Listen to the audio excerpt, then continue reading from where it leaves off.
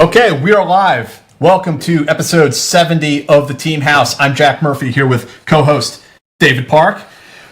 We are joined tonight by our guests, Joe and Diane. They both served in Army Psychological Operations, or PSYOP. We're going to have a big brawl about whether it's PSYOP or PSYOPs. That'll come in a little bit. But Army Psychological Operations, they met each other in the military, still pals, and today they do their own podcast called Sisters in Arms, which really highlights female military veterans. So we're going to talk to them tonight all about their military careers, how they met in the Army, about psychological operations, what that is, their own experience in PSYOP. And then we'll talk a little bit about, what they're trying to do with their podcast and trying to highlight female veterans out there. So, Joe and Diane, thank you so much for joining us tonight. Thank you. Thanks for having us on. So we usually start off the show by having our guests sort of explain their origin story. And I was just wondering if you could tell us, where you came out of, how you found your way into the Army. What was that all about for you? Whoever wants to go first, you can jump right in. I'll go first. Okay, good. Based on Diane's face. I was born and raised in Idaho, middle of nowhere, southern Idaho. I worked my way up to put myself through Boise State. I graduated with a bachelor's in anthropology, which there's 4 areas of anthropology, which is archaeology, which is the most known. There's cultural anthropology, physical anthropology, and linguistics. And so when the time came for me to graduate and I didn't know what I wanted to do, I was talking to my grandfather, who was in the Army in airborne in between kind of World War II and Korea, when they were doing a lot of experimenting, and I didn't know what I wanted to do with my life, and I had a lot of student loan debt. So I joined the Army, and I basically went to the recruiter, and I had a high enough ASVAB score and everything that he's like, you can pick whatever you want. And I said, well, which one is leaving the closest to the day I'm done with my last final at Boise State? And that was PSYOP. So I didn't even graduate, or I didn't even walk. I just handed in my last final and I left for Fort Jackson. And to me, it made sense. PSYOP is the study of cultures, because you have to know those cultures to be able to influence them. So it made sense to me, in my head at least. It transitioned well from anthropology to PSYOP. And I went through all the training and met Diane. I think we were a few AIT classes apart, and then we ended up going through the schoolhouse for jump school and then language school pretty close together. And then she pretty much took this awkward, introverted kid who didn't know what she was doing and adopted her, and the rest is on our podcast. Diane, why don't you pick it up? How did you find your way into the military? So I guess I kind of stumbled into it. I grew up in San Diego, California, and like most San Diego girls, ended up marrying a Marine out of Camp Pendleton.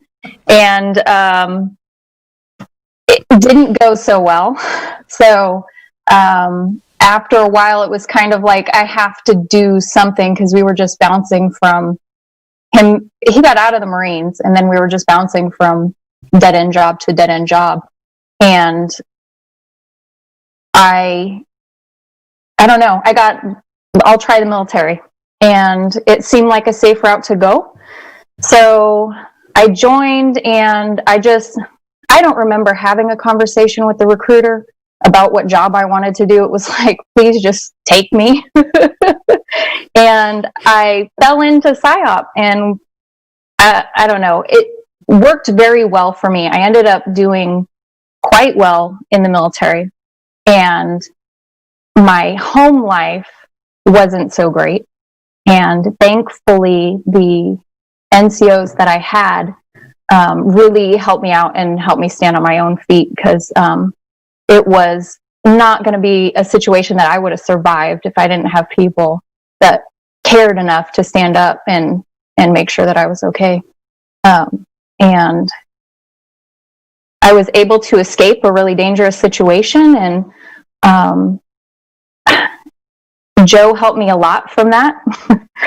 She didn't even hesitate to take my kids. I was deployed, and all of a sudden, my kids were going to be taken by CPS. So it was really, it was an extremely difficult situation to be in, because, you know, obviously you want to do your job and you want to do your job well, but you can't focus on that when your family is hurting, and especially your children are not in a safe place or safe environment. So thankfully I had Jo there. She took my kids, obviously, like without hesitation, and I was able to get back on my feet. But, you know, my experience in PSYOP, I felt like it was a very good base for me, because I was used to already trying to figure out what other people wanted and what their motivations were, and trying to make myself sort of fit in that environment. So I joined the military because I didn't want to go to school. I didn't feel smart. I didn't feel like I could do anything. And then here I was in this environment, like, oh God, I actually can do this, and this is kind of fun. So once I got, you know, stable, I deployed again, and that deployment was just, it was fun. So doing PSYOP stuff and saying it was fun, I kind of feel like maybe I shouldn't admit that.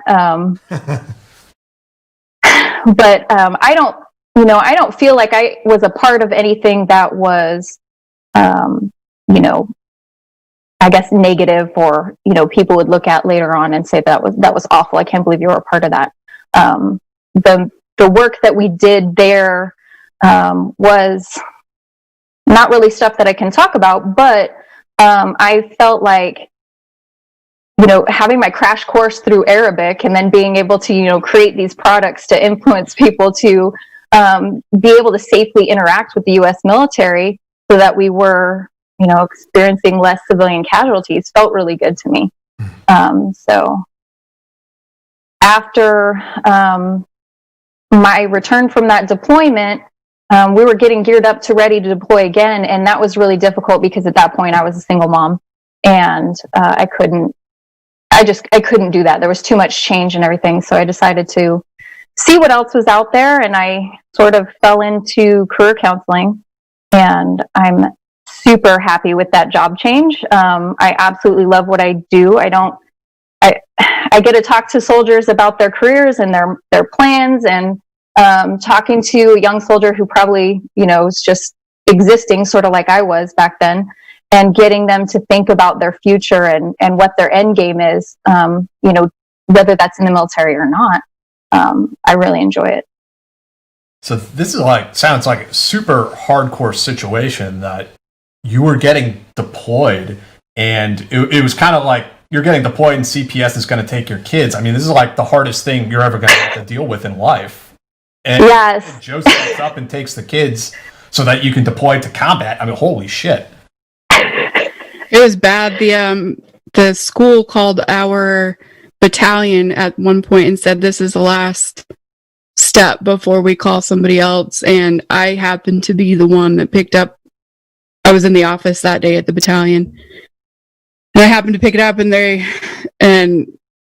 I don't know what planets were aligned or who was looking out for who, that I was the one that answered the phone that day, because at that time, I don't know if all of the leadership knew how close we were and would have, you know, passed it on to me. So it was a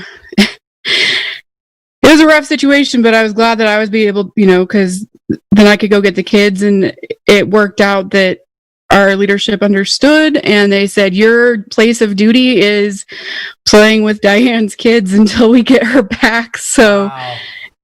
Yeah. But how come, I mean, I got to ask though, like, how come the Army insisted on deploying you when you were in that situation? I didn't really tell anybody. It was embarrassing. Wow. So, it was something that I really struggled with. housing manager, I remember after the final time of, like, this is it, we're actually done. My NCO took me to housing to get the door locks changed, and the lady was like, "Oh, we've been through this so many times with them," and was very dismissive about it. And it was really demeaning, to struggle with that situation. I have a real heart for women who go through, and men who go through a struggle like that, because it is something that you want to keep private. It's not something, you want to share with anybody. Right. And I tried to do the best I could. And unfortunately, my attempt at holding everything together kind of fell apart when I was gone. So, I mean, it's also a testament to your chain of command that they were so supportive, because that's not something that you often see in the military. No. They're more of the opinion that if they wanted you to have a family, they would have issued you one, Yeah, Sorry, I had a phone call one time, and I called my commander at that time because it was a very serious situation, and he showed up at my house. The MPs, everybody showed up at my house, and I'm still, friends with him today, obviously through social media and whatnot. But I think the good experiences that I've had for the Army definitely outweigh the negative ones. Like I've met so many people that just would drop everything and help me, and it was so amazing, considering like I didn't have that through my life. Like it was kind of like figure this stuff out. So yeah, that's squared away. So you guys, what is, if we can rewind it, what is like the PSYOP AIT like? How long is it? How do they train you to be a propagandist? And what is psychological operations? You gotta go through all that. And I'm kidding about the whole propagandist thing. I'm joking. Well, I mean, so for those that don't know, I'm sure if they're watching your podcast, they probably do, but special operations is like an umbrella over several MOSs, several jobs. So you've got the special forces, you've got psychological operations, you've got civil affairs, you've got, I don't think the Rangers kind of fall under there. Yeah. And so you've got all these different MOSs that fall under special operations, and psychological operations is one of those soft jobs. The 30-second elevator pitch is that PSYOP is getting other people to do what you want them to do, but having them think it's their idea to do it. And if we do it, it's PSYOP. If the bad guys do it, it's propaganda. And if civilians do it, it's marketing. So that's obviously the huge overlook, and it's a lot more complicated than that. According to my mother, it's what women have been doing to men since the beginning of time. But it's a tool that can be used to either influence the battle space in the way that the command wants it to go, or it's a tool to disrupt things if they want it to go. It's a tool to save lives. It's a tool to disrupt. It's a tool that can really be used. Your imagination is the limit of where and how PSYOP can be used. It's getting to know the cultures better than they know themselves, so that you know how to influence them based on the mission. We were talking a little bit about this before we got started, and how I think there's a lot of misconceptions about PSYOPs. There's a lot of that. It's the Army itself. It's not articulated. PSYOP. I like PSYOPs plural, because I think we should have more than one. We shouldn't just do one PSYOP and then go home. We should have multiple. Diane and I did so many push-ups in the schoolhouse, because if you called it PSYOPs, you had to push. That I think that's one of those things that'll be ingrained in us until we're old and drunk in a nursing home together, that you don't put the S on it because we don't want to do push-ups. The misconception even I had, like when I was in Ranger Battalion and we do training exercises, the tactical PSYOP guys would come out with these loudspeakers, and they would like play sounds of like cats meowing for hours and hours, like meow, meow, and it'll go on like this for hours and hours. So if you ask me, like, hey, Private Murphy, what's PSYOP? Oh yeah, it's those weirdos that come out with the loudspeakers and they play cats meowing for hours on end. But there's obviously there's a lot more to this career field and what the two of you did and your peers did. Could you tell us, like, for real, beyond the Private Murphy explanation, what is it that psychological operations does? Well, it depends on the mission. Sometimes it's just plain old leaflets out of the back of a helicopter in a black plastic bag telling people to surrender. Sometimes it's traveling through some crazy neighborhoods with the speakers telling people that the people you're listening to are bad guys and you should not listen to them. Sometimes it's giving kids soccer balls so that generation doesn't hate us. Sometimes it's the tactical guys going out with, whoever they're attached to at the time to kind of just chat up the locals and see what they got going on. It really, I don't know, Diane. I was going to say sometimes it's making terrorists cry, but that sounds really negative and awful. Sometimes it's playing Barney on the loudspeakers until people cry. I never stared at goats and I never played music repetitively to anyone. So when you, for the AIT, like what types of things do you train? Because I'm sure the mission differs a lot. And when you go to your AIT, that's just sort of the foundation of what you need to know. But like when you went to your AIT, like what do they teach you there? What are some of the topics that?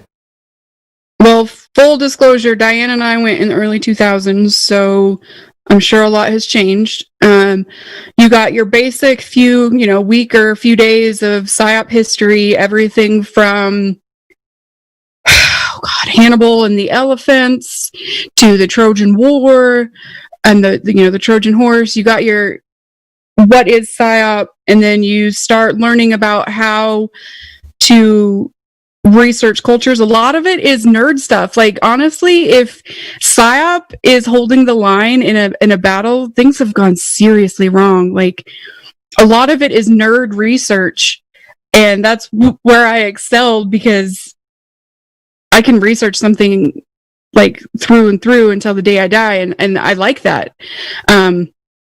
A lot of it is, we learned a little bit of the tactical stuff in the schoolhouse. You learned how to put the speakers together, I don't even remember the acronyms, the big ones and the little ones and the ones on your back.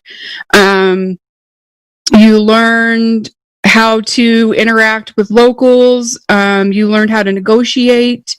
You learned how, you learned a lot of design stuff, because you do have 25 mics on your team usually when you deploy, but they wanted you to have a baseline in case, I don't know, something happened. And so you learned how to make leaflets with the picture close enough to the edge that they can't be manipulated by other people, but not so close that when you have third country nationals cutting them, it doesn't cut off part of the message.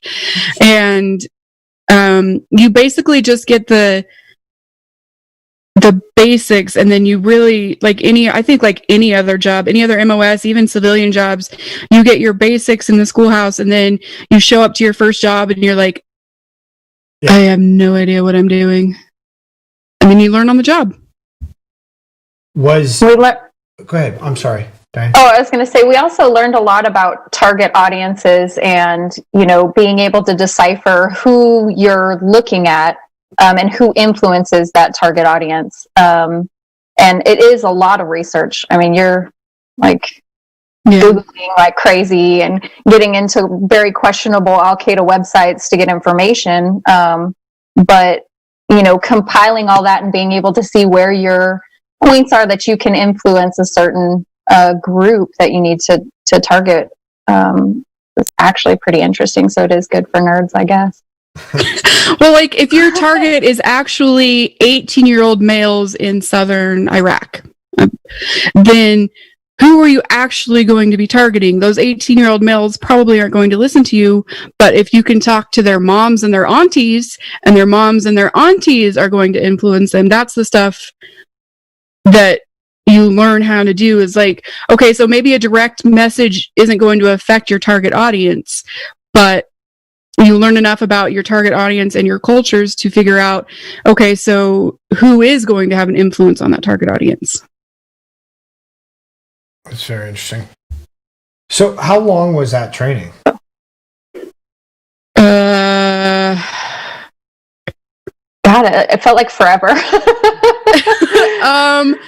I graduated 16 weeks. I want to say maybe 20. I honestly don't remember, because everything after basic AIT blends into jump school, and jump school blends into language school. Yeah. And you're in that pipeline for about a year. So, and that's not, and now I know that they've, when we were going through, they didn't include SEER. You had to go to SEER later, but SEER is part of the pipeline now. So that's another however many weeks. And the reason why you have to go to SEER and jump school and all of that, that's for the tactical PSYOP teams. I mean, if I'm not mistaken, could you explain a little bit about that? I mean, maybe we're getting into deployments now, but maybe the difference between a tactical PSYOP team and, I don't know what you guys call it, a strategic, I don't know. You tell me. A regional, yeah. Some of it is just so that you can wear the red beret. And distinguish yourself from other people and say you're special. Some of it is tactical, but I mean, the last tactical PSYOP mission where they got that mustard stain on their wings was World War II. I mean, I think, I could be wrong. It's happened before, but it's been a while. Maybe Vietnam? I was thinking Vietnam, but Vietnam? Okay. Yeah. So tradition, and to make ourselves distinguished from other intel. You mean from the legs? Yeah, from the legs and from other intel MOSs. You can say dirty, nasty legs on here. We don't mind. I mean, they are, but they can also walk, and I struggle to walk up the stairs in the morning, so I don't know who's the winner in this. Yeah. So I'm sorry. Go ahead. Oh, I was just saying. So, did you guys didn't go to AIT at the same time, right? Like there was you met at the unit that you went to. We met because we met because I was a holdover. I had yeah. So I was a holdover because of my constant drama in my life. I went to jump school after about 6 months postpartum. I was able to finally go to jump school, and we went together. We weren't in the same company, and then we came back, and then we went to language school. And we weren't in the same language class, even though we both learned Arabic. But we were in the same circles for quite a while. I was at 3 or 4 classes behind you because you were a holdover because of because life. Yes. And then after that, airborne school, everything matched up, and I can look at her I Love Me book, and kind of it's the same as mine for quite a few years. So let's get into this is the team house. Let's start talking about some of these deployments that you guys went on and what it's like to actually do your job. Well, I sat at a computer. It was very exciting. I had a lot of phone calls and a lot of time on the computer. Yeah, I had, I don't know, I had a different experience, I think, because I got to be, part of the cool guy stuff, and I got a JSOC patch out of the deal. So depending on, I guess, who sees that patch, because I've had a lot of people like, oh, when did you deploy with them? And I'm like, oh, well, I was inside. And they're like, oh, that means a lot of things to a lot of different people. And that's basically like, I see that as like my fuck you. Okay, thanks. Yeah. Okay. All right. I feel like I got to earn it, maybe not on the same level. I can respect, people's feelings about that. The fact that, I left the wire, but I wasn't on the ground when I left the wire. So, however you want to look at that. I wasn't like attached to the teams like some of my friends were out there running around in Iraq, but I still feel like I was able to provide a good impact towards our mission. When you went, in what year did you guys when did you deploy? When was the first time you went? 2007. Did you feel as though, particularly for the PSYOP community, did you feel as though they had a firm grasp on their mission set at that point in time? They knew what they were doing. They had everything in place, or were they still sort of, relearning how to do this in a wartime environment? Well, for me, I came into a well-established team, and they were very clear on their mission. And as tasks came in and as our mission sort of changed while I was there, I didn't feel like it was a hot garbage mess. Yeah. I was a specialist at the time, and so my understanding of what was really going on obviously was very limited. As it came down, it was just like, you make this, okay, and that's what I did. So I thought it looked like they knew what they were doing, but like I said, my perspective at that time was this E4 that was just there. So and what about you, Joe? I'm trying to figure out how to word this.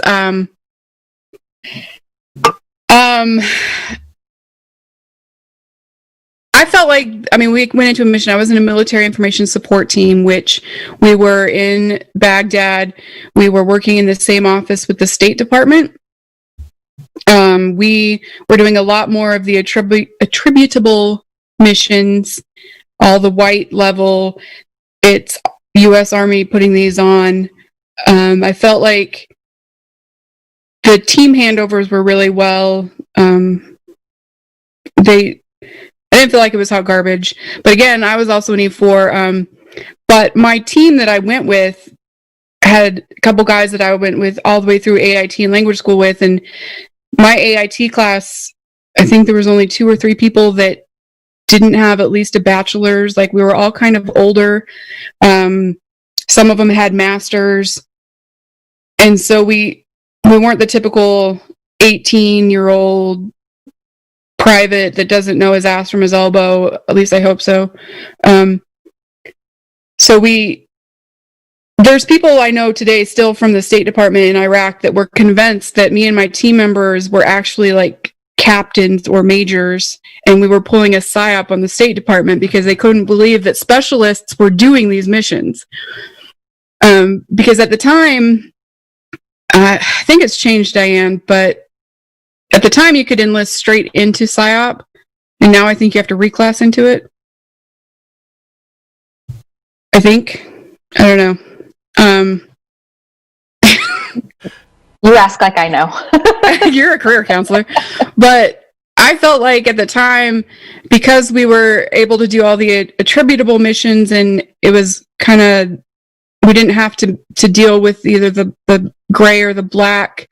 It was easier to just go talk to people and go do our missions. And we put on unity missions or unity programs that were kind of geared toward the youths in Iraq, saying, yeah, the youths, you're not Sunni and you're not Shia, but you're Iraqi. You're not Kurdish, you're Iraqi, and trying to get that mission out. So I think that because that mission out of the mist in Iraq was all attributable, or most of it was, it was a lot easier for that mission to stay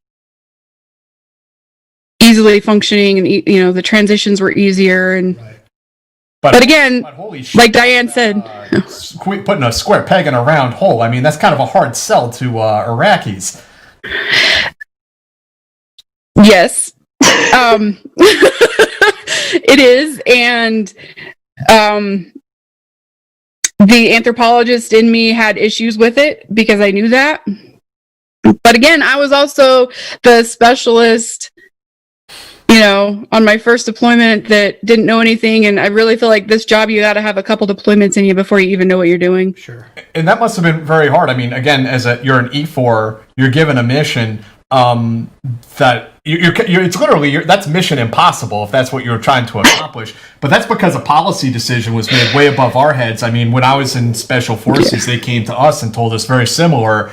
We cannot let this country disintegrate. We cannot allow them to balkanize. We need to keep the country together as one nation. And it's kind of like, I get it. That comes from a good place, something you're trying to accomplish there. But it's kind of mission impossible. Without knowing the history behind it, that they weren't Iraqi, you put those borders on them. Right. And you put those borders on three completely separate cultures, Sunni, Shia, Kurdish, and then now you're just supposed to say, hey, forget how many thousands of years of who you are, and now you're Iraqi. Like, we put those borders on them, and then we expect them to be okay with it. So how did that mission go down? I mean, is there any anecdotes or any scenarios you can tell us about where you were doing this job and some of the either successes or failures or difficulties that you had? We had a whole series of kind of like poetry slams. Poetry is a huge thing in Middle Eastern culture. Like, if the biggest poets in the country are super respected, like rock stars here. And so I got to meet like I don't even know what, like the Justin Timberlake of Iraqi poetry. I got to do a couple missions where we went up to Erbil and got to meet these people and set up concerts. And I grew up in middle of nowhere farmland, Idaho, and I fell asleep on the plane between Baghdad and Erbil. And if I hadn't seen some signs in Arabic when we got off the plane and off the base, I would have thought we were in southern Idaho, because there's the pivots on the farmland and there's the wheel lines and there's crops that I recognized. Mm-hmm. And to me, that was really kind of an eye-opening moment, because I've done all of this stuff in books and I've studied for years and I know all of this stuff, but to actually be there and be like, holy shit, they're farmers like I grew up. How am I, if somebody came to my dad and my grandpa's and said, all of a sudden you're now Canadian instead of American, they'd probably be like, I'm gonna go farm. What, you have no, like, who cares what you say? I still have to feed my family. Right. And that was eye-opening for me to have it look so similar and help kind of open my eyes to understanding what we were up against. That's super cool, and I did not know that you were confabulating with the poets of Iraq. And was that seen, poetry was that seen as the medium that you were going to use to try to convey this message to the nation? It was one of them. There was several. We used we did kind of pop concerts, poetry, all kinds. We did the traditional PSYOP. We had soccer balls and backpacks and a Connex out back. Like, anytime we went out, you had those. It was one of the ways that we were trying to get everybody to come together with something that they all liked. Mm-hmm. Did you guys work hand in hand with civil affairs for stuff like that? My team didn't. I know that there were teams that did. I didn't. No. Yeah. And that's the thing with PSYOP, though. Diane and I were in the same country, in the same deployment with the same battalion in the same year, and nothing we did was similar. Right. So it is completely one of those, it absolutely depends on what team you're at in what country at what time. It sounds as though it takes a very specific type of personality to succeed in that field, and with Rangers or SF, there's like a physical selection process that people go through, because that's sort of part of what we rely on. And then with SF, they also have to do the Robin Sage and things like that. for your school, for your AIT, was it academically strenuous, or did it challenge people? Like, was there a weeding out process for people that just weren't a fit for that career field? I think it was all of the above. I mean, we went out to Pineland 2 on our final culmination at the end of the schoolhouse. We didn't, at the time at least, I don't know if it's changed, we didn't have the peer select out like SF does. But I think all of it was kind of designed to where you would self select out if it wasn't for you. Yeah. Interesting. Diane, what are you allowed to tell us about your time in PSYOP? What can you get into there as far as your time abroad? I don't know. So I feel like a lot of what I did is probably stuff I shouldn't talk about. So I use that as my gauge of like, okay, maybe I won't talk about it then, because I don't feel comfortable Sure. relaying some of that stuff. But you know, the projects that I did work on that I could probably talk about would be like the leaflets that we created for you know, just alerting people that we're coming through this area. So, you know, please, you know, be mindful that we're coming through so you don't get run over by our dang trucks or whatever, right? So that sort of stuff was okay. And whether or not that's cool guy stuff, I don't know. Like, I sat at the computer a lot. I did a lot of Photoshop of terrorists running away from tanks and things like that. Like, it was fun. You know, here I was, just a young 20-year-old kid from San Diego that had really never done anything, and then I was part of something really big. And I did get to go and toss some leaflets out somewhere, and that was really exciting. And believe me, like, before I got on that thing, I was like, okay, is this belt gonna unhook? Because the night before I had a dream that they hooked me up to the side of the aircraft and my belt like starts to come undone, and here I am like hanging off. But like stupid shit like that, right? So my team that I was there with was a bunch of you know, random nerds all put together, and we were making these products and stuff. And the E4 Mafia was really strong on our team. We had, you know, a staff sergeant, NCOIC, and a captain that were off doing their own thing. So it was us running the shop mostly, and it was good. We probably did a lot of stuff, stupid crap we shouldn't have done, but sure. It's mayhem. Yeah, of course. We should mention the E4 Mafia doesn't exist. That's just a myth. Yeah, it's like Fight Club. You know, yeah. They stayed there. I don't know where they went. Could you walk us through then, a little bit of that process? Like, how do you come up with the idea for the pamphlet and the cartoon? Is that like a jam session you guys have? Is there a process? And then through the whole process of like making it, printing it out, and figuring out how to distribute it and who you're trying to get it to, like that whole process of crafting that message and trying to get it out to the target audience, I'd be really interested to hear about. Yeah, so we definitely had a very, you know, strict layout of how you go through the process, who you're targeting, you know, what the commander's intent is, obviously, and then how we're trying to, what our ultimate outcome is. And you come up with all these different crazy ideas, all the different people that you could possibly target and the ways you would go through it.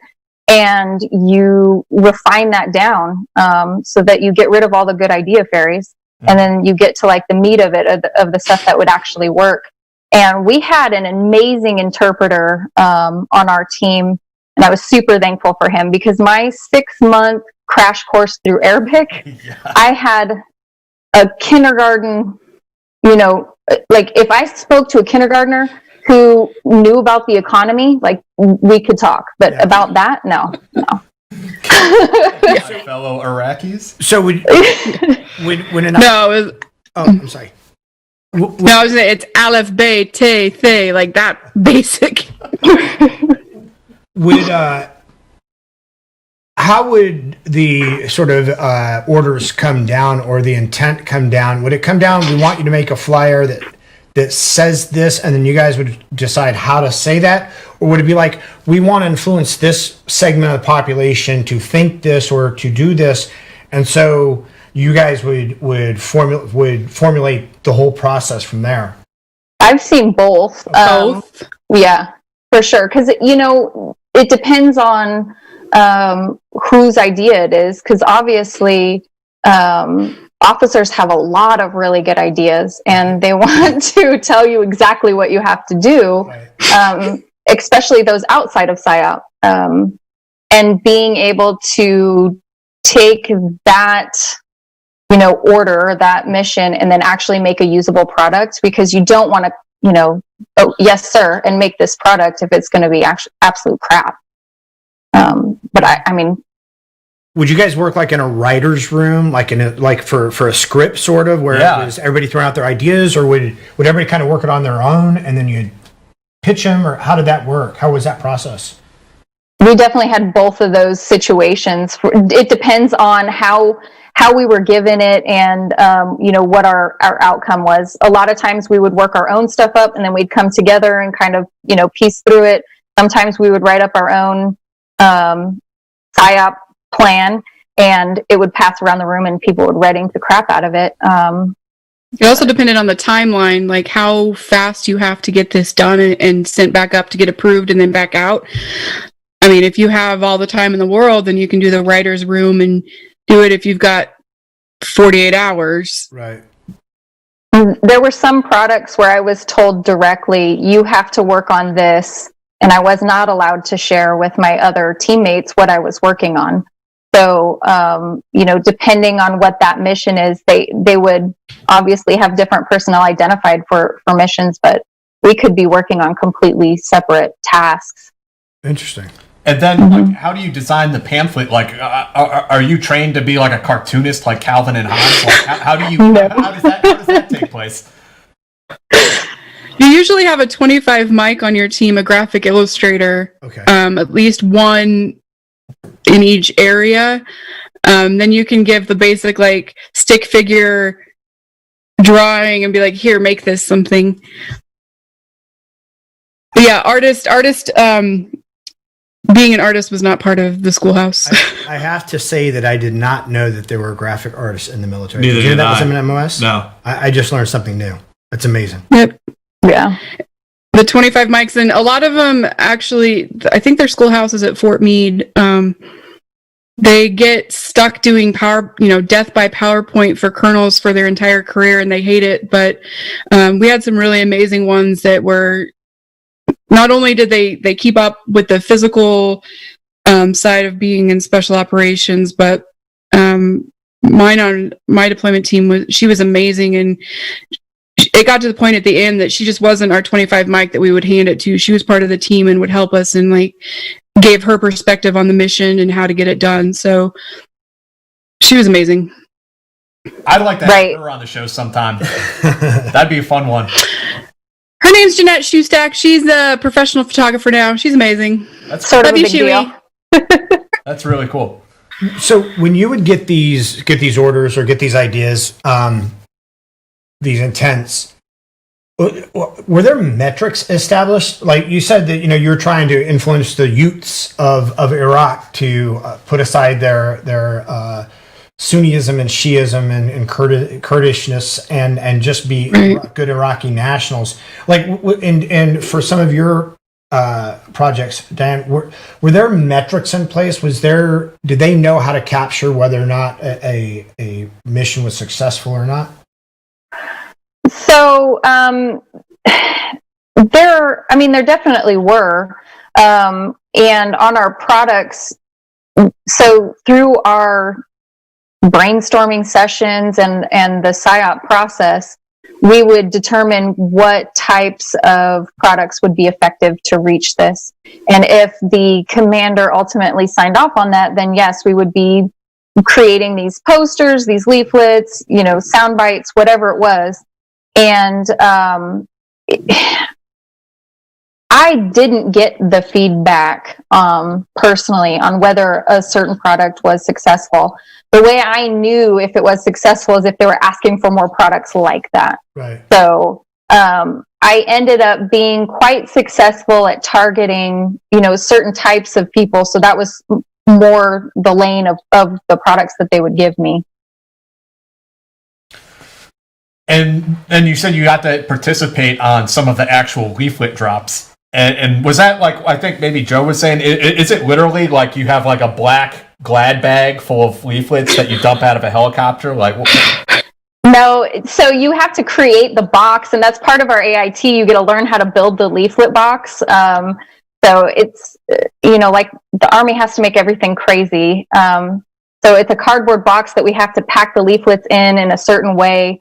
So you that have way to cut the box the certain way with the, your airborne, or the, what's it called? Your thing that you hook into. oh, your lanyard. Is there like a static line or something like that? Static line. Yes, the Thank you. static line. Static line. Jesus. God damn it. Yes. So you have to get your static line, and then you cut the box a certain way, and you wrap it around, and that's one of the things you learn at the schoolhouse that you completely forget once you're done, and then relearn once you're there. Yeah. I mean, honestly, it probably took a long time to learn how to do. I mean, to develop a technology with a cardboard box that would just distribute leaflets evenly over an area. Right, because you have to take into consideration, the speed that you're flying, the altitude that you're flying in, what the weather conditions are. Like, there's a lot of nerd stuff in there for sure. Yeah. No. I mean, it sounds funny. Oh, yeah, you learn how to build a cardboard box, but I'm sure that the actual execution is much more difficult than it. You can't just drop a bundle of them and they all land in the same place or whatever. So, interesting. Yeah.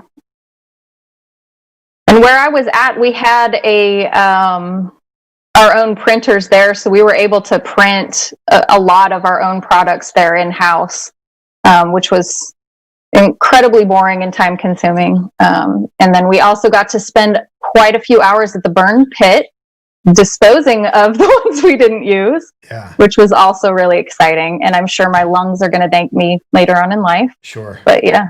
Sure. And the VA is going to be right there by your side. Oh, absolutely. Right there with us for all of the different injections we got before we went, and shots we got before we went to. Yeah. I'd like to take a moment just to dispel some of the myths about PSYOP as well, because we have some good questions from viewers that I will ask. But I mean, there's also in here. I'm just looking for it now. I mean, there's some people chiming in like about. Oh, I think one of our moderators already deleted them, but people are like, "You guys are PSYOPing America right now. COVID-19 is a PSYOP." All this kind of like people have some pretty wild ideas about PSYOP and what you guys do. What is the truth? What is the reality to the way a lot of Americans perceive what you guys do? Well, first of all, it's against the Geneva Convention. You can't PSYOP your own. But really, it's specifically targeted for small areas. Like I don't think there's ever been a PSYOP mission that included as many people that would be needed to make COVID work as a PSYOP mission, because you'd have to get politicians and healthcare workers and schools. And if you've ever tried to have a Zoom meeting with more than 4 people, you know how ridiculous it is to try to herd those cats. So I think there is, like I said at the beginning, marketing is a form of it, because you can target your message to whatever population you want, your target audience, and a lot of the same techniques do transfer on the civilian and the military side. But for something that big, I mean, it boggles my mind on how many people would have to be involved and not say anything about it. Right. That it's ridiculous.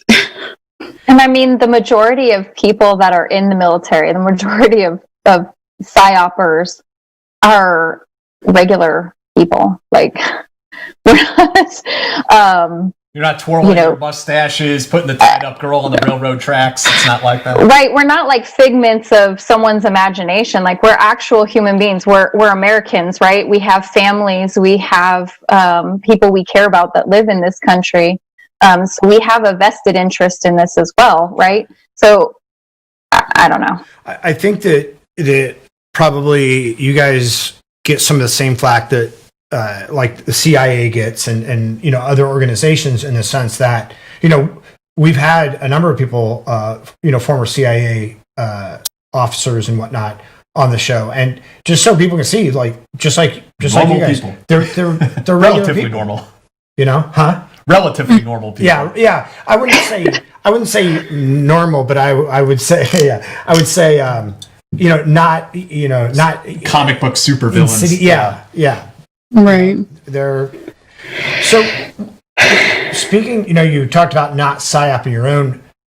It's also illegal, I should mention, like super illegal. There's the Schmidt-Mund Act and other laws. Like it would be illegal for these young ladies to propagandize the American public, or for current Army psychological operations to run ops on the American public is completely against the law. Yes. And Congress and the military are like super conscientious. And actually, why don't I throw this one out there to you guys? I'd like to hear your thoughts about PSYOP in the era, the digital era, because now we have the notion that we could use the internet to target the enemy or to target foreign populations. But there's always the potential that if you put something on the internet, right, Americans are going to see it, even just by accident.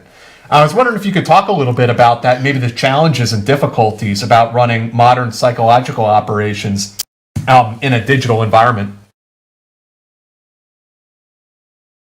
I don't even know where to start. I mean, to me, like we talked before we came on about how there's been missions that people wanted to do that was going to target people in specific foreign countries on the other side of the globe and do it through social media.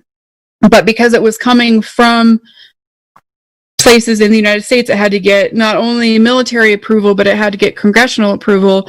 And not only do none of those people in that chain of command, well, not none, but a lot of those people in that chain of command, and I would bet almost nobody in Congress understands what's going on. Mm-hmm. It's just so hard to do that. All of those get completely shut down, and you're not allowed to do it through social media. So, I looked at it, all those pictures on social media that have teachers holding up the sign saying, I'm trying to teach my 6th graders a lesson that once you put something on the internet, it can't be taken back. So please share and comment where it's shared from. And then you get people all over the globe. I think that's one of the issues, because now that you've got, you can record your screen and you can do screenshots and you can do everything, you may be targeting one area, but unlike traditional PSYOP with speakers on Humvees or backpack mounted speakers or anything like that, once it's out there, you can't, I don't want to say can't, but it's a lot harder to control where it goes in the digital world. Right. And I mean, I understand the hesitation there, because we're not trying to target American citizens, but the enemy doesn't give a shit. Right. Right. Al-Qaeda, ISIS, they don't care. I mean, they're not going to let that slow them down, right? The Russians, the Chinese, the Iranians, they're all good at it, and they all have an advantage over us. And I've been out, it'll be 7 years in January. Diane has been in a different MOS for a little bit longer than that. So I don't think either of us are qualified to speak on what's going on the black side today, but I can almost guarantee that there are a lot of people with ulcers and losing sleep over how you control that, because just because somebody else is doing something bad doesn't mean we should do it too. And I have no doubt in my mind that there are those kinds of things going on. But I do, at least on the lower level, the people I know are trying to do it the right way. Mm-hmm. I also heard some really funny stories, actually, from, I'll just say U.S. government employees, that the CIA thinks PSYOP is running all these high-speed operations targeting the bad guys. PSYOP thinks the CIA is running all these high-speed influence operations, when really neither are. It's probably China doing both. Yeah, it's like, oh my God, like we are just so far behind on some of this stuff. It's ridiculous.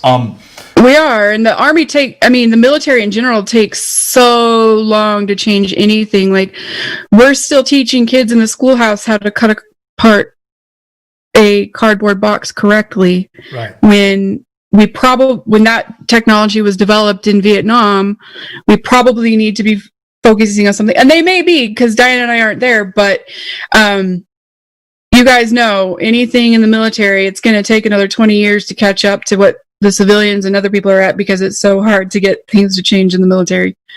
Yeah. So after that 2007 deployment, what was the trajectory for each of you after coming home from that?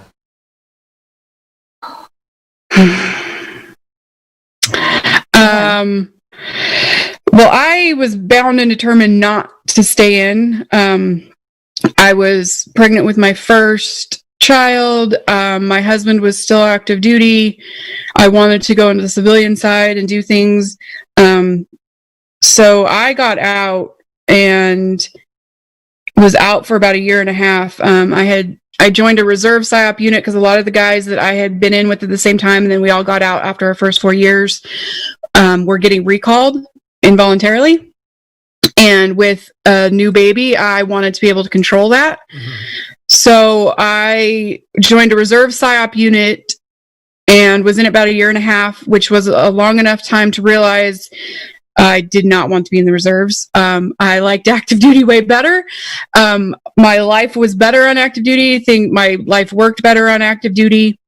I came back and re-enlisted to go active duty a year and a half later, almost 2 years later. Went back straight to the center of the universe, Fort Bragg. That's the only place really PSYOP can be. You can always leave and do deployments to be detached or attached to some other unit, or once you get higher, you do other, you can move around. But man, Fort Bragg is the center of the universe. You always end up back there. So I came back. I was ready. We bought a house outside of Fayetteville. I was going to be in for another 20-something years. I was just getting to where I felt like I knew my job better. I'd been in long enough. I'd have enough experiences both on the reserve and active duty side that as a E5 promotable, almost E6, I finally felt like I had a little bit of a grasp on my job. I really loved my job, even though it's hard with a family. Like, the op tempo is hard because you can only really do your job when you're deployed. Yeah. You can practice and train when you're at home, but you can only really do that job when you're deployed. I was gearing up. I was with my team. We were getting ready to go to Nouakchott, Mauritania, and we had a couple more months of stuff to do. We were all gearing up, and I did that one last jump out of a helicopter, and instead of doing a normal landing, it was a ankle ass head landing. And I walked off the drop zone.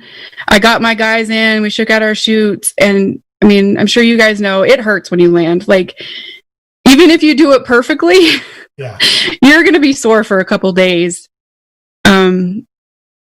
So it was still hurting after I got my team in, and I went up to the Humvee with the medic, and you could already see the bruising coming up over like my boot. And so I started unlacing my boot, and he was like, no, don't unlace it. Yeah. Tighten that shit back up. And so I walked myself into the clinic, and the nurse didn't believe me. She thought I was faking. I finally get in there and I unlace my boot, and it goes, oh. And she's like, oh, I'm so sorry. I'll get you a wheelchair. I'm so sorry. I'm like, you already told me I was faking, lady. And so for a long time, I was on crutches for a while, and it was my ankle, but my ankle healed. And that was, God, summer, some point. It was freaking hot. You had to do the, early jumps because it was too hot to do them in the afternoon. That's all I remember. And then I think it was about Halloween, my back had just not healed. My NCOIC for my team for Mauritania found me laying in the team office on the floor because that was the only place that I could ever get comfortable.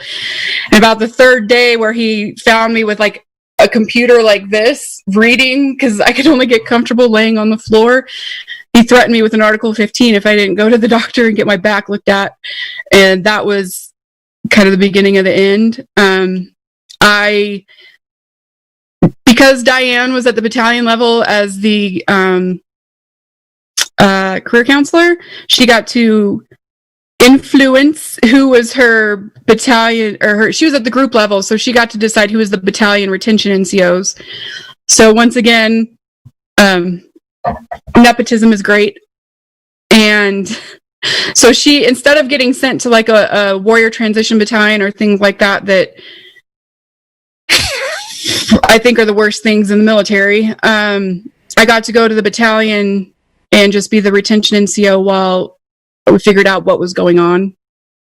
And there was probably, what was it, like 2 years, I think, of, all the injections and the needles in your back and the all the different things, trying to radio frequency ablations and all of that to try to save you, because they probably spent $2 million on your brain while they were training you.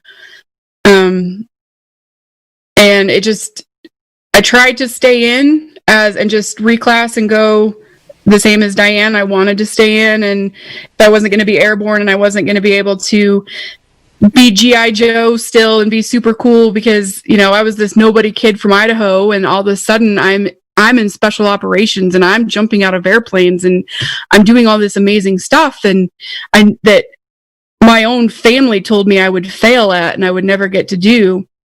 So I didn't want to get out. I wanted to stay in, but the Army decided that I was too broken and I would be medically retired. So I medically retired in 2014. So in the meantime, Diane, what was your path from coming home from that initial deployment with your unit, and then finding your way, I guess, into being a career counselor?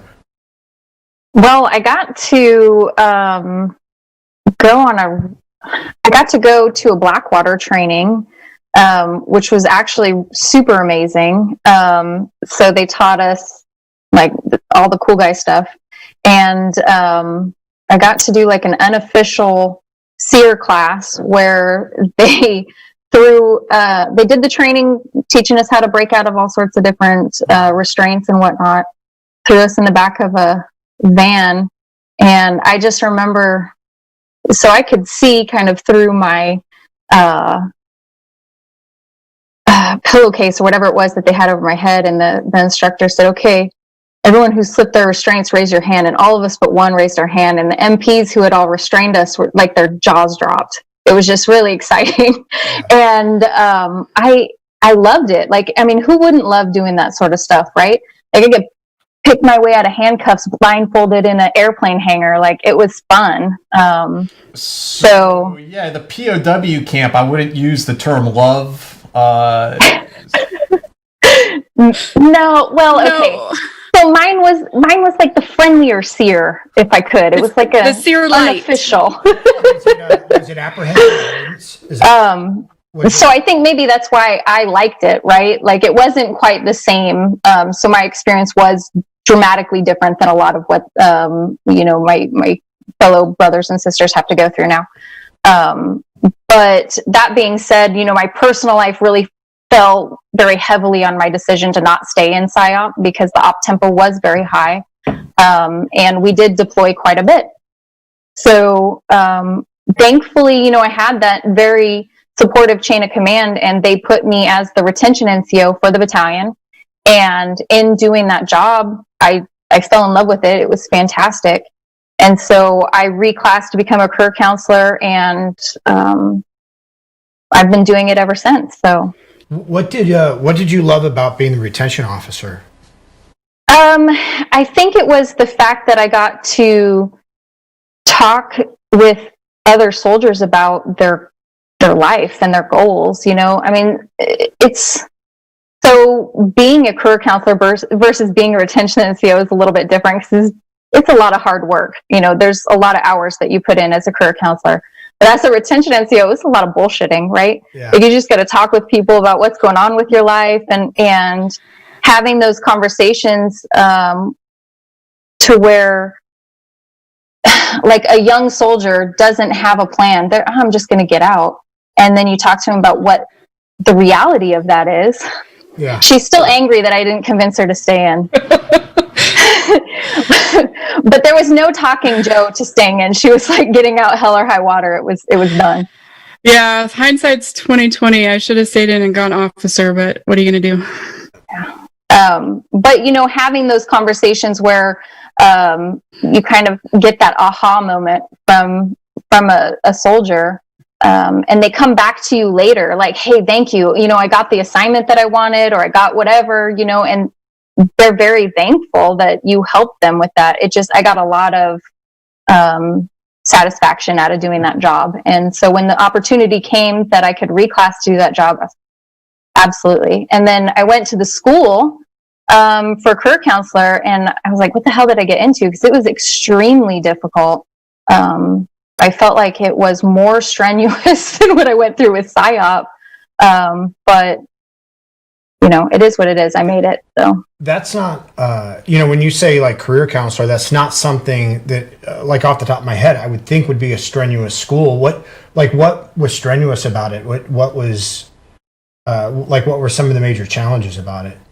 So for me personally, I had a lot writing on it. It was sort of like, I have to do this job. Like I have to pass so I can do this job. So a lot of that pressure was self put on it. Like when I was going through PSYOP, I didn't have quite that same level of like, if I don't make it here, it's going to be really bad. Right. It's a lot of math and, the detail that you have to pay attention to in the career counselor course. Like you get one day wrong and you have screwed up everything and you completely fail a test based off like one miswritten number, right? So what was like when you say math, like what was the this is actually fascinating. What was the curriculum as a career counselor? Like what I mean, because in my mind it would just be you have to know like what the different MOSs are and know what the re-enlistment bonuses are. Right. So I mean, like the Army obviously likes to change everything. So there's specific Army math that you have to learn, which is not normal math. And being able to convert that time and knowing if the person was in the ROTC or in the DEP program before 1983, they get credit or they don't, like it's stuff that you have to memorize and those fine little details. Because you are making a contract between the U.S. government and an individual, and your name is going on the line. So there's, a lot of pressure there to make sure that you don't screw up. And, the last thing you want to do is tell someone, hey, you're getting a $10,000 bonus. And then, just kidding, you don't, like then their wife's coming at you or something like, I'm good. I don't want any part of that. Interesting. And she's really good at her job because she just made E8. She will pin on E8 December 1st. Congratulations. That's awesome. Cheers. Thank you. That's fantastic. Thank you. Well, let's jump into some viewer questions here. So Andrew asks, what were the Meowcat speakers supposed to achieve? So when I was a young trooper out there, and the tactical PSYOP people pull up with their speaker system playing the cats meowing, what is it that the PSYOP people are trying to accomplish with that? Surrender. Drive you insane until you surrender, probably. I mean, I never did cat specifically. We did Barney, but pretty much just drive you insane into like, I can't handle it more. Take me away from here. I think some of it is intimidation as well, right? You're adding that factor of, it's either really annoying with the cat's meow, or it's, super overpowering with like Metallica or something that sounds kind of scary, right? So they're trying to get you to stop doing whatever it is that you're doing, hopefully in a peaceful manner, obviously, but I'll never forget that. Meow. I was PSYOP, and I guess his CO, not CO, but his captain or whomever told him, hey, take the Humvee up with these speakers and up to that hill and play the tank soundtrack. Make it seem like there's a tank up there. That makes a bit more sense. And he's like, Yeah. why don't you send a tank up there? We'll put speakers on it, make it sound like a Humvee. And I want to go up there in an Humvee. Joey says, Rangers are very much special operations. Thanks for explaining PSYOPs, ladies. Rangers lead the way. PSYOP, Joey, PSYOP. Thank you. And he also asks, do a lot of PSYOP soldiers get recruited by the CIA and State Department? so I don't think as many as they would hope for, because I had a lot of soldiers who were like, I'm going to go work for the FBI. And I saw them back rather quickly before their contract was actually up. So, Yeah. I think at first a lot of people think that would be awesome, and it's a great way to transition, but they're so different. I don't think nearly as many people do it as either the soldiers would hope or the general civilians would think. Alex Bennett asks, any fun encounters with DSS when you worked with the State Department? DSS, diplomatic. Sorry, what? Security services. They're like the. Oh yeah. Just make sure we're on the. Yes. Bottoms up. Go ahead. Yes, I'm still on social media. I'm still really good friends with some of them. They were the ones that. How do I put this? They covered for us a lot because when we were in civilians, they let us say that we were them. They introduced us to the Brits and the Aussies, and those guys were freaking awesome. Which means that you guys broke General Order number 1 all the time. never. I will plead the fifth.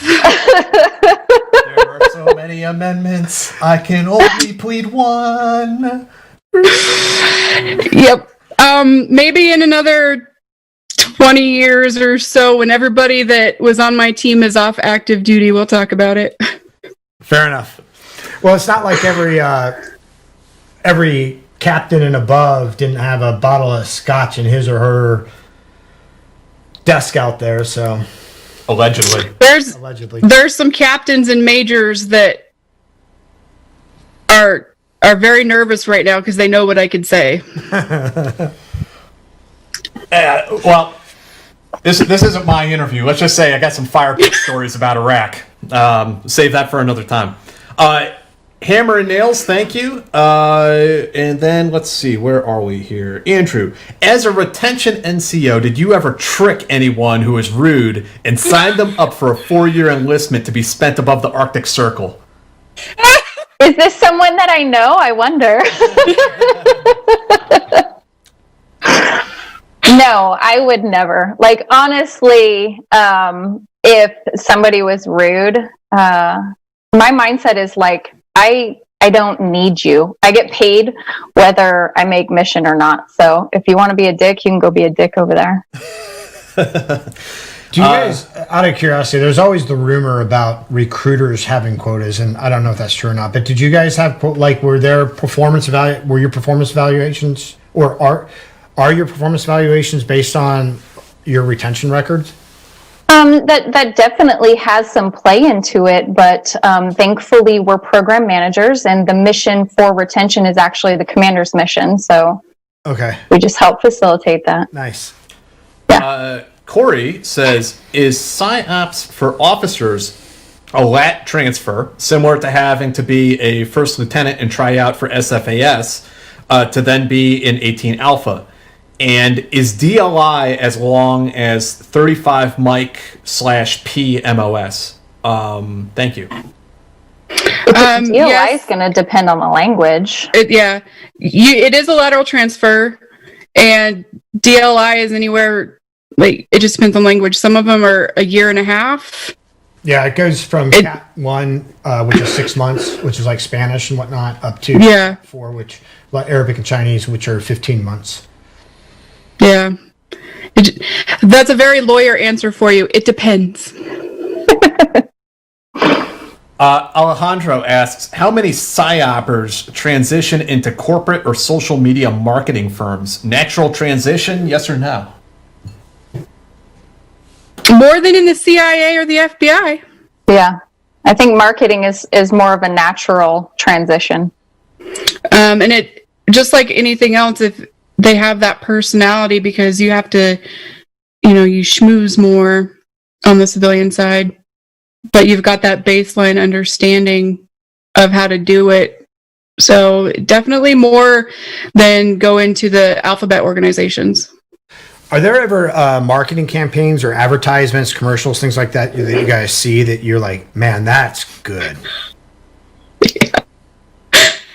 Mostly the bad ones, honestly, because if they're doing it right, you don't notice. Yeah.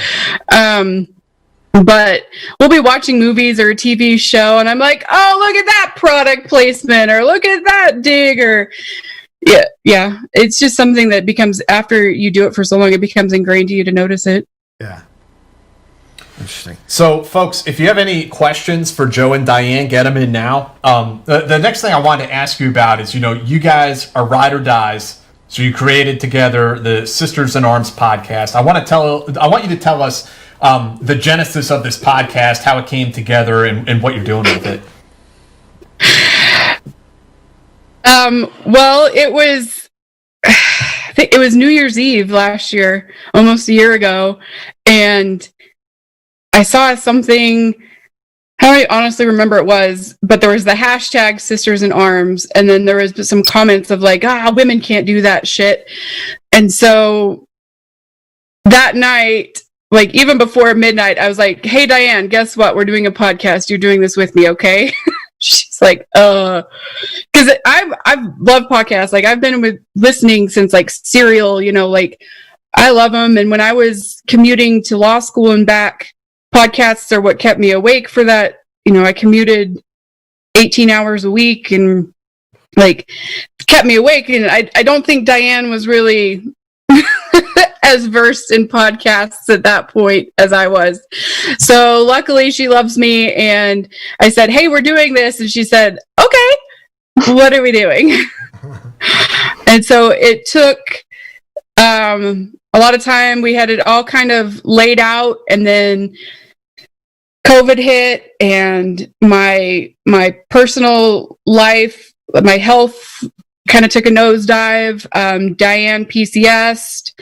So it took us until July to be able to get the ball rolling and get all of that done. But in that kind of downtime when I couldn't really do much, I was networking with all of our former Sisters in Arms. One of our friends from our original battalion after the schoolhouse is who created our website.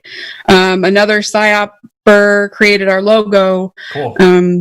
So it was kind of a group effort to get us going. That's how it works in the beginning. Yes. So what is it? Why are you guys making this podcast? What's it about? Okay. Oh, okay. No, it's fine.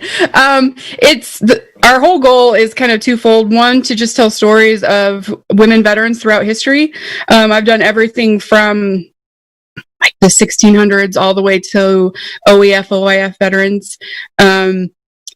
First part of the podcast, we each tell a story about a different woman veteran somewhere in history.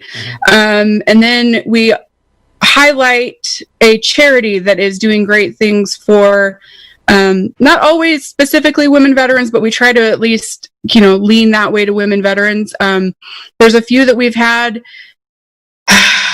Women Veterans Interactive, The Final Salute. A lot of them are focused on women veterans issues, a lot of them being homelessness and suicide. Women veterans are twice as likely as male veterans to be homeless and 4 times as likely as women civilians to be homeless. And a lot of that goes into that most shelters, that even though they lean towards veterans, they don't allow children. Mm-hmm. And a lot of women veterans, when they get out, end up being single mothers. And so if they can't take their children with them, they can't go there. So we're trying to get these charities out that are trying to get those stopgaps, because, you know, the VA reports only like, God, what was it? It was, I think 4,300 women were reported as homeless through the VA last year, when the actual estimated amount is somewhere around 50 to 55,000. Wow. So there's that many that are falling through the gaps because they don't trust the organization. They don't trust the VA. The typical VA patient is a white male aged 45 to 60. And so with women now becoming 10% or so, give or take, depending on where you look, of the veteran population, and it's only going up with OEF, OIF veterans. They're not only younger, there's more of them. The VA, like any other government organization, is struggling to keep up with that change. And so we're trying to put out the information of these charities that are becoming that safety net. You were telling me a little bit before we got started tonight that you feel like, and maybe this plays into also why you created the podcast, that you feel like female veterans are like kind of invisible in society. It's like you're not really there. Yeah. Well, I refuse to go out to eat on Veterans Day because it's just so insulting. It's not even worth it. Oh, only he gets the meal. Like, you know, part of it is my personal, like, I don't want to say healing, but my getting over my being bitter and jaded about what happened at the end. I'm using this to help others so that I can get over that. SOF is really hemorrhaging talent in so many ways. And one of the ways is kind of that genetic lottery that we really don't know until you're about 5-6 years in and you're either falling apart or you're not. You can't really control that after, you know, you have so many jumps under your belt that you finally get degenerative disc or you don't. But the other is the leadership, and the leadership, at least from my perspective, I'm sure, you know, I have to do that caveat. It's been a while, things can change, but they expect you to be the best of the best. You are special operations.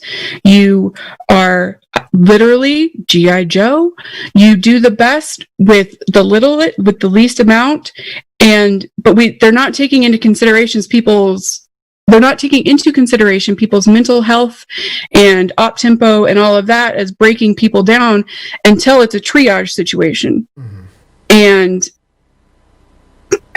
the mental health and morale, I don't know if the mental health and morale and suicide levels seem worse in special operations because it's such a small world that you see more of it, or if it's actually on par with the regular Army and it's such a small world that you see it more. We are above average. I've seen the statistics and like the internal reporting that SOCOM does. Right. Yeah, we are above average. But it's not being addressed until it's a triage situation. So a lot of that kind of played into my being bitter at certain leadership in certain battalions that, out of respect for some people, I won't name, but I like ninja chopped the military out of my life there for a while, and my children didn't even know that I was in, and there's no memorabilia hanging up. It's all in Contico boxes in the shop. It's completely gone. And once my physical health took a nosedive and I had to step back from my second career, it unfortunately gave me the time to think about all of this and how to be able to help me get through all of it. Maybe a way to do that is to help others so that they don't have to deal with it. And I'm sorry. Since getting out, have you utilized the VA or tried to utilize VA? And if so, what were your experiences like there? Oh, Yeah, good and bad, just like anything else. So when I first got out, we were going to stay in the Fayetteville area before my husband got a job, or in the DC area. And I tried to get everything set up, and I was like 8 months pregnant, and I walked in to get everything set up, and they're like, "Oh, I'm sorry, we don't do prenatal care here. If you have like when you go into labor, just go to the ER and they'll help you." And I'm like, "It's mid 2000s in the United States, and you're telling me the VA, because they have a baby, they're not gonna be able to help me?" And then the VA, I don't know why, but the West Coast ones seem to be better than the East Coast ones in general. I've been very lucky. The VA doctor here in Boise, after 5 or 6 years, is the first one that was finally able to officially diagnose everything. And it's been a few years of working to get the medications right, but I've got a good doctor there. But as early as, was it like 2 weeks ago? Yes. I walked in for a scheduled appointment. Like, I had to get a coronavirus test, like 8 hours before my scheduled appointment. So I walk in, like, "Hi, this is my name. I'm here for this appointment. They've been calling me every day for like 3 days, so I know where to go." And the lady at the front, like, entrance area, who was, scanning foreheads for fevers and checking everybody, was like, "I'm sorry, you can't be here. This hospital's only for veterans." I'm like, Wow. like, I am the veteran and I have an appointment. That lady right there that's waving at me to come over is telling me to come over here for my appointment. She's like, "Oh, well, you don't look like a veteran." I'm like, "Is it because I'm young-ish? I'm not super young anymore. Young-ish. I'm female. Is it because, I've been on steroids for 2.5 years. I gained 75 pounds. So because I don't look like I'm running 10 miles a day every day anymore, I can't be a female veteran." So, and I'm very Salty. vocal about it. Salty. Understandable. Understandably. I mean, the whole idea. Well, but I can't imagine what other women who are a little less meek or haven't got over that hump to what they're going through. Yeah. Diane, what's your take on all of this? You're a veteran, but you're also still an active duty soldier. I mean, do you feel like you're like invisible in society? That like have you had experiences like Joe talks about, where it's as if you don't exist to people as a soldier or as a veteran? Well, I think now it's a lot better. I mean, there's the percentage of women that are in the military is significantly more than when I first joined. So I just remember for the very first PSYOP ball that I attended, I had a place setting for Sergeant Trina and Mrs. Trina, and I was totally mortified because I had provided the information that was required, and they still, They at that time was the one who was in the military. Yes, yeah. And, calling the doctor to try to make an appointment. "Oh, can I have your sponsor's social?" I love that. "Hey, may I have your husband's social?" "No, it doesn't matter. It's my social." And I can't tell you how many times, my husband has called in to make an appointment or something, and they need my social. However, they're asking him for his, and he's like, "But my wife is the one that's on active duty. I'm not." "No, that's okay. We need yours." And then he gives them his, and they're like, we don't see you in the system because you need my wife's social." And then at that point, it is apparent, right? So, "Oh, okay, what's her social?"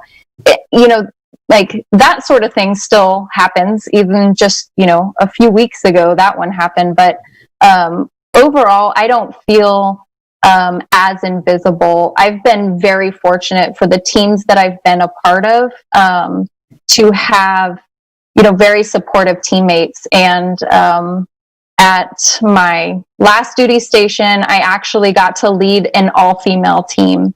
And, before I took over that team, I heard a lot of feedback of like, "Ooh, that sounds awful." Like, I can't imagine, because everyone has in their mind it's just going to be, cat fights and, craziness. And we did extremely well. There was, conflict there, but I don't believe that was, just because it was an all-female team. You're going to have conflict in any team. And we, we made it through that. And, it was phenomenal. And I think being able to show everyone else that we could run a completely successful team as females, it said a lot to those around us, right? And I'm just, I feel like now it's not as bad. Was it all female by design? I didn't hear you. Oh, was it all female by design? No, it just kind of worked out that way. We have a question that kind of relates to this. Thanks, Joey. What is the male to female ratio in PSYOP?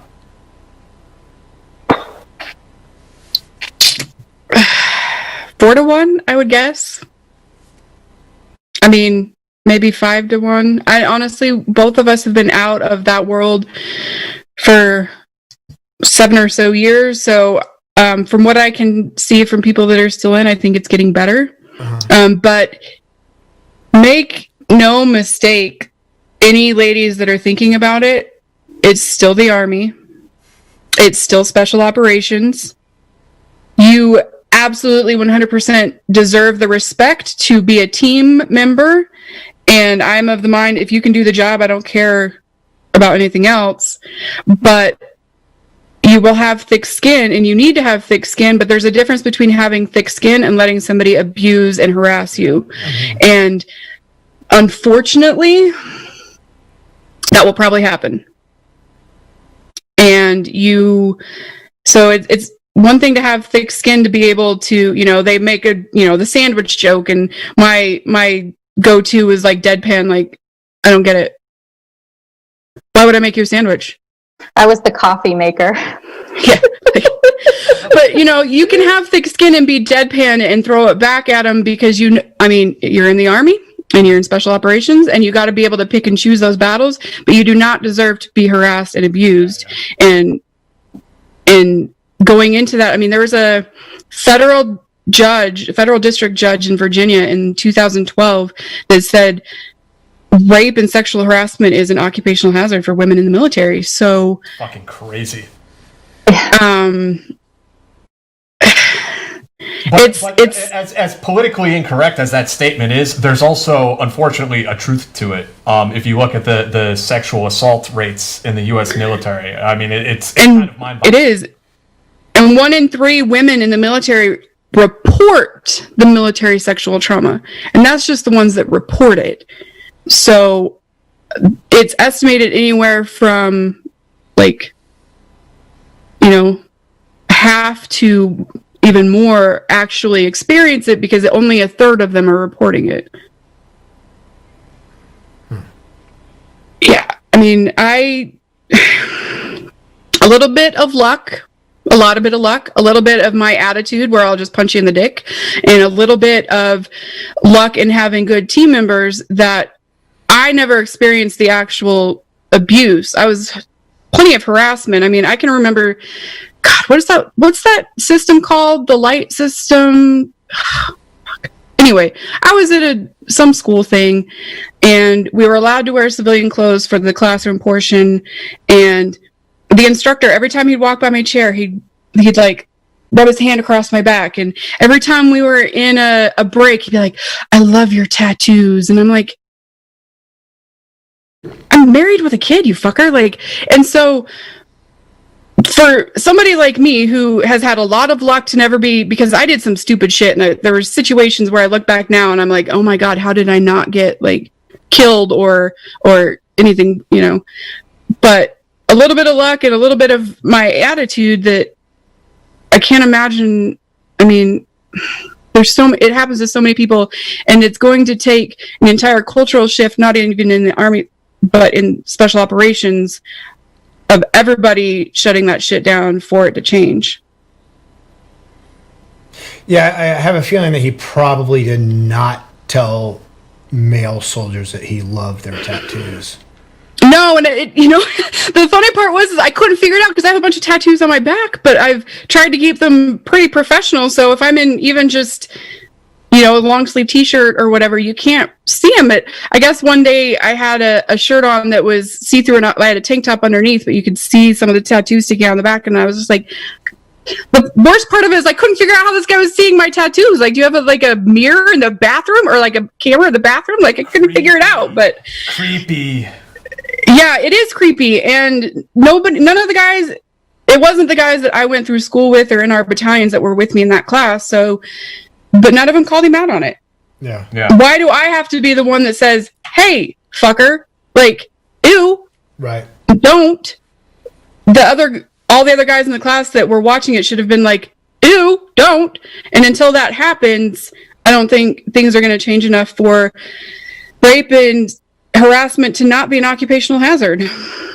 And until they stop commanders allowing to handle it in-house, like, that's another jackpot. That just boggles my fucking mind. I don't understand how a criminal matter can be handled in-house at a unit level. Like, what? Right. And after going to law school and being a public defender, I can't imagine one of our own, a lawyer in your office, something happened to them, and like, don't worry, the other lawyers are going to take care of it.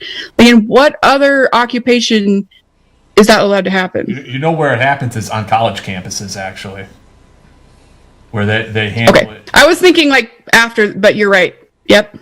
No, they are, because it goes again, to That's also You're mind-boggling. Right. Like, you have a violent crime. Yeah. How are you allowed to handle that on a college? Like, some college administrators hold a board. Like, what? You should be calling cops. No, I guess it's not just a SOF or military. It's our entire culture that needs to shift on that. Okay, so I'm going to ask if you could stay for the bonus segment for like 10 minutes, if that's okay. Well, is there anything like Dave and I and the two of you that we failed to cover, or that we didn't bring up, anything you want to put out there? Our podcast is Sisters in Arms Podcast. It's every week on all of the podcast apps. Our website is sistersinarmspodcast.com. And you can go there and find all the links to all the social media and email and all of that. And I know that you guys probably pick different charities each week, but are you plugging anything right now? Any charities you want to put out there?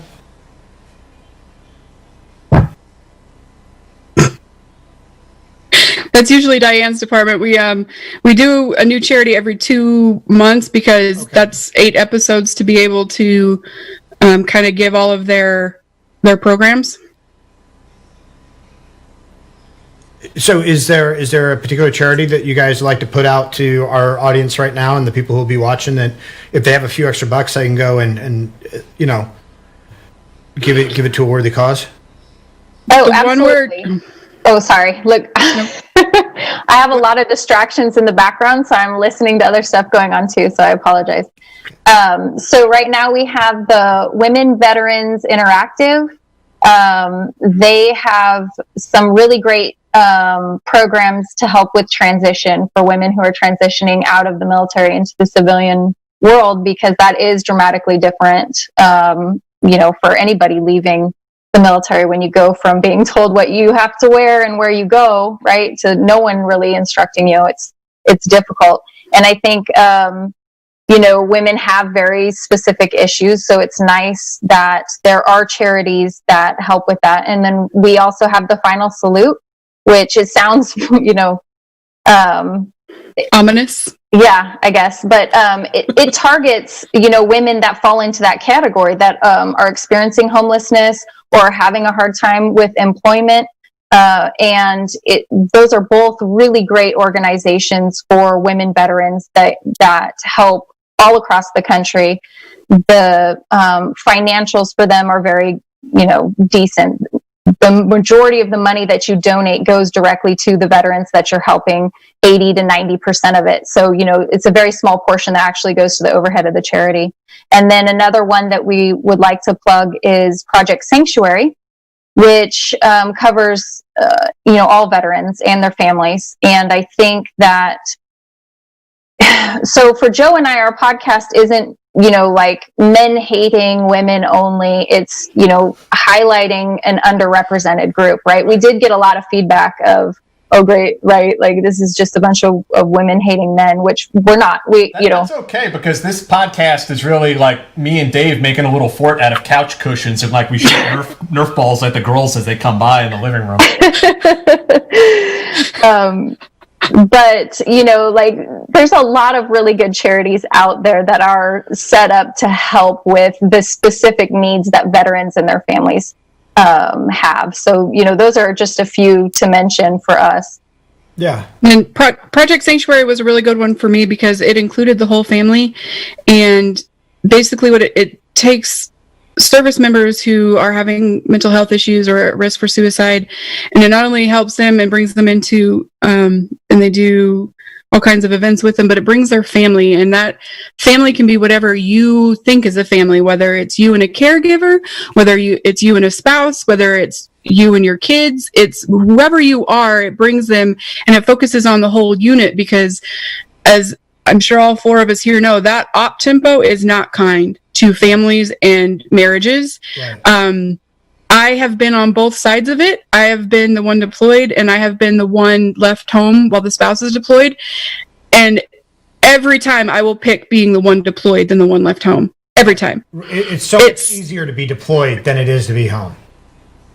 And Project Sanctuary focuses on both sides of the your family, however you view that family, and brings them together, because one of their stats was, even as of 2012, even military spouse suicide had spiked and was at I think 25%, there we go, higher than the baseline just civilians, because it's so hard when your spouse is in. So Project Sanctuary was an awesome one that I really loved, because they took just like anything medical, mental health, if you're not looking at the whole picture, you're not looking at the whole person, you can fix their RA or their lupus, but if you're not focusing on the mental health or what's going on in their home, you're not going to help the whole person.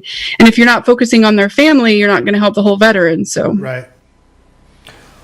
Thank you, B. Piazzi. He says, to all of my sister vets, which includes my wife. And thank you to you two as well. I think we got a couple more questions that rolled in. But Andrew, he said the least smart criminal you've dealt with? I don't understand. As an attorney or in PSYOP? Maybe as an attorney.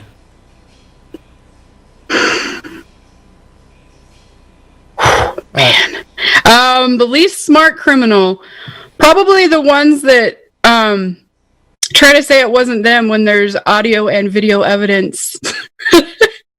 And I have a whole soapbox about, I went to school knowing I was going to be a public defender, and I, going into impoverished communities, they need that legal representation, but sometimes you got to be like, man, it's a frame. They have 5 cameras of you shoving the bacon down your pants. I cannot defend you in this, man. I'm sorry. Yeah. That's awesome. All right, so check out the Sisters in Arms podcast. Where can people find it? sistersinarmspodcast.com. We have Instagram, Facebook, and Twitter at ArmsPod, ARMSPOD. They're all the same. sistersinarmspodcast@gmail.com. Yeah, it's all on our website, sistersinarmspodcast.com. Yeah, and definitely if you guys are interested in vet issues and military history, I mean, do check out this podcast, because it's it's not a she-woman man-hater club. They're simply focusing on the history of women in military service, which really doesn't get talked about a lot. So yeah. It's a great platform, and it's a great space. And likewise, please like, share, and subscribe to this here YouTube channel. Help spread us around. Share this video with your friends far and wide. There's also a link down in the description to our Patreon page if you're interested in supporting us and keeping this show going. And you get access to bonus segments like we're going to do in 2 seconds here. So I think that's it for today's show. Next week, this was episode 70, right? So episode 71, next Friday, we're going to have Eben Barlow on the show. Eben was the CEO of Executive Outcomes, a private security firm that took the fight to some really bad actors in Sierra Leone and Angola back in the day. And he has a new book out about his time as the chairman of a company called STEP. We're in Uganda working against the Lord's Resistance Army. They were in Nigeria fighting Boko Haram. I'm halfway through the book right now. It's freaking amazing, and you guys are going to love it. So we will have Eben here next week. Tune in for that. And until next time, so thank you again, Joe and Diane. Really appreciate Thank you guys so much for your spending the evening time. We with really us. appreciate it. Thank you for having us. Okay.